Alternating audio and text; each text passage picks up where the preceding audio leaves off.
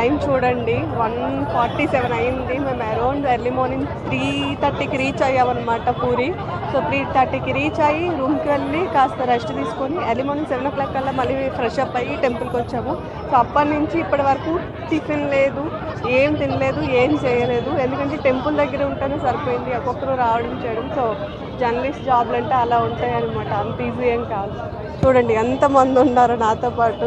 So ఎక్కడెక్కడి నుంచో media మొత్తం మ్యాక్సిమం ఇక్కడే ఉందని చెప్పుకోవచ్చు. ఒకవైపు నుంచి ఒడియాకి సంబంధించిన మీడియా, ఇంకొక వైపు తెలుగు మీడియా, ఇంకొక వైపు నుంచి ఢిల్లీ నుంచి వచ్చిన వాళ్ళు, ఇలా ఓవరాల్ అన్ని దగ్గర నుంచి కన్నడ ఛానల్స్, ఇలా ప్రతి ఛానల్ కూడా ఇక్కడే ఉంది. ఎందుకంటే ఇది చాలా మిస్టీరియస్ కాబట్టి.